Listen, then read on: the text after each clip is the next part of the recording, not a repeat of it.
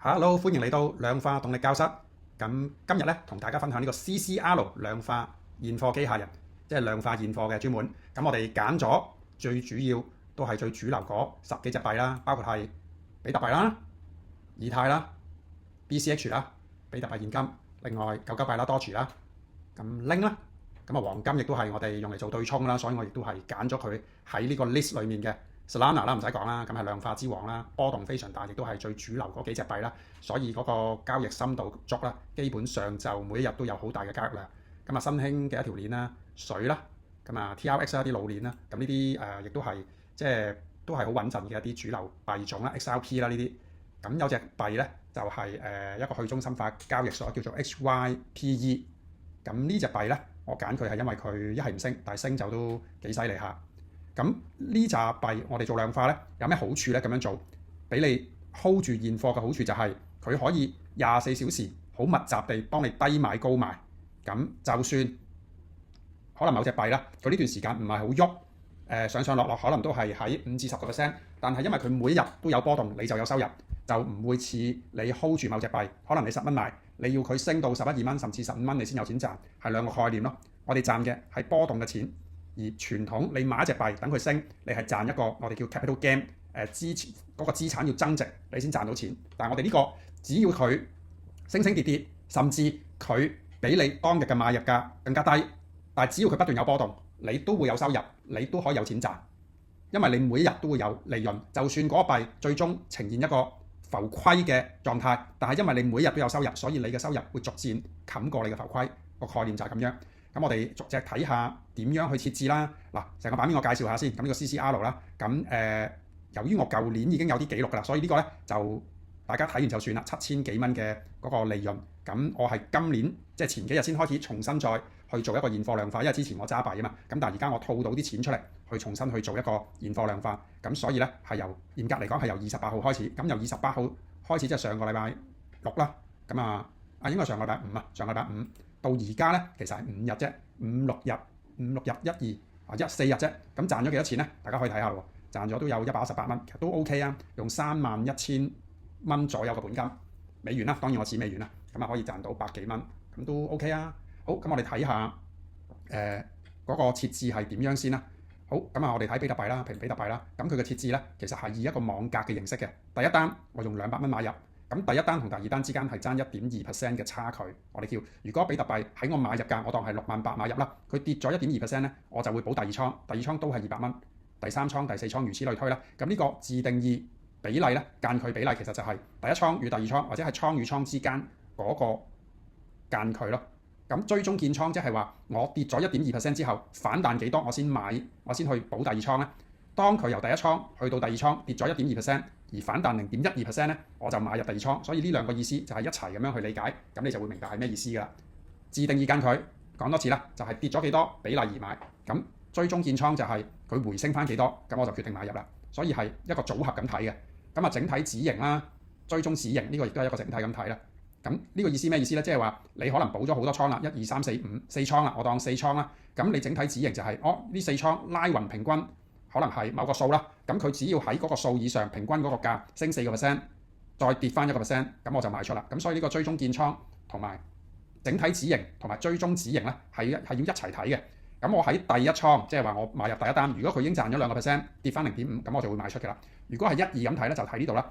1、2兩單總共平均價升翻上4%，跟住跌翻落嚟1%，我就會賣出去啦。咁呢個叫做追蹤止盈同埋整體止盈同埋追蹤止盈啦。咁有整體止盈，當然亦都有網格止盈啦。網格止盈嘅意思即係話我唔係全部賣晒出去，我只要有其中一單有利潤我就賣出去，我哋叫做網格去做交易啦。譬如話你補咗兩倉，1、2、3，總共有3單啦，就補咗兩倉啦。第一單200蚊，68,000買入嘅，跟住佢跌咗1.2%，彈翻0.12%，跟住你買200蚊，佢繼續跌喎。第二倉嘅建倉價係67,000，第三倉嘅建倉價咧就會係66,000，第三倉我就加到250蚊。咁呢3倉加埋個平均價，我當係67,000左右啦。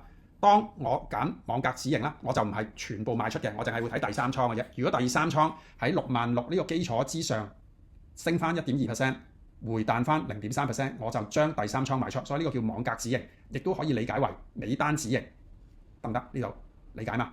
網格止盈，跟住亦都會有網格追蹤止盈啦。其實同呢個整體止盈嗰個追蹤止盈嗰個意思係一樣嘅。咁呢度其實你要玩落去，你就會慢慢明㗎啦。開頭我聽都一頭霧水，但係今日簡單介紹下，就係呢個表咧係點樣填。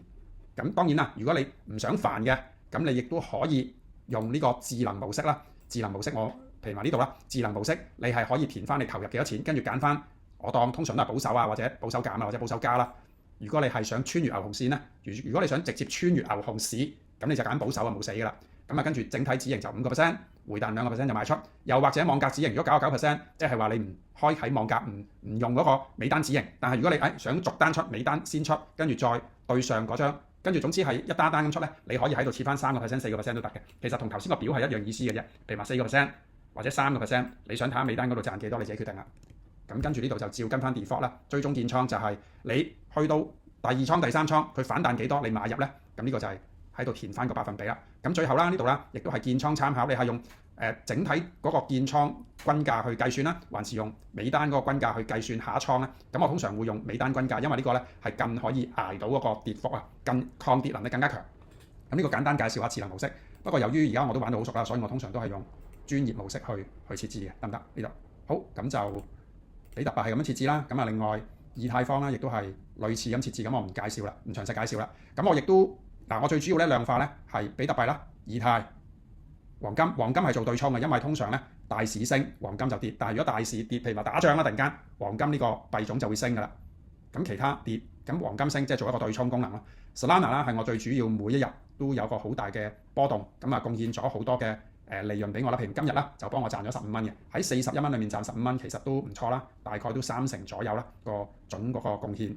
咁其他嗰啲我就做一啲比較少啲嘅投入去做一啲其他嘅幣種啦。頭先我講嗰啲都係主力嚟嘅，加埋 BCH 啦都係主力，我都係用專業模式去做嘅。咁我呢度我俾大家睇翻啦，專業模式呢個有個交易設置模式，咁呢啲都係專業模式，我就主力去幫我去做一個利潤嘅貢獻。咁其他嗰啲我係搭單嘅啫，譬如話TRX 啊、XRP 啊、水啊或者係 Link 呢啲咧，我就全部係用一個智能模式嘅，就咁填1000蚊，今日揀保守加或者冇保守啦。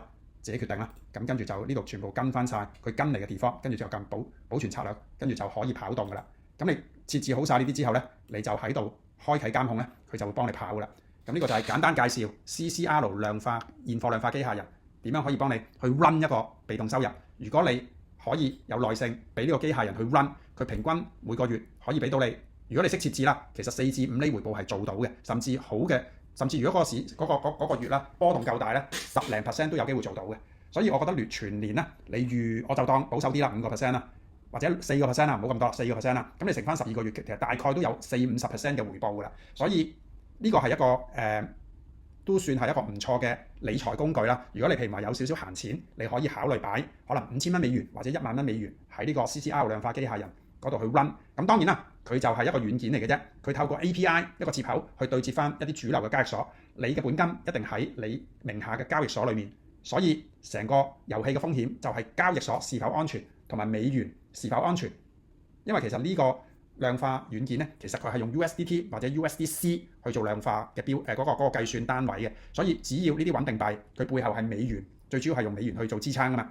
咁 USDT 當然佢哋都會有一啲加密貨幣去做支撐啦。咁但係最主要，如果美元繼續喺呢個世界上有一個存在嘅功能，咁再加上交易所係安全嘅話，咁基本上呢個遊戲咧，你係可以長玩長有嘅。咁亦都喺呢個基礎上咧，佢嘅收益絕對會高過你去玩任何嘅理財工具啦，或者係任何高風險嘅一啲回報嘅一啲自動交易軟件。其實嗰啲都會有爆倉，但係呢個咧，由於係現貨量化，佢基本上係冇，即係除非你嗰個幣歸零啦，又或者我頭先講嗰幾個因素啦，交易所執笠，又或者係美元突然間冇咗，否則又或者係穩定幣，即係 USDT 或者 USDC 呢啲穩定幣啦，突然間唔存在呢啲風險之外咧，基本上你係基本上係可以長賺長有嘅呢個遊戲。所以今日就最主要介紹住咁多先啦。咁我諗下次我再詳細講下其他嘅設置方法，又或者一啲詳細唔同嘅一啲功能咁樣。好，咁今日就分享到呢度為止啦。咁下次量化動力教室我哋再見，拜拜。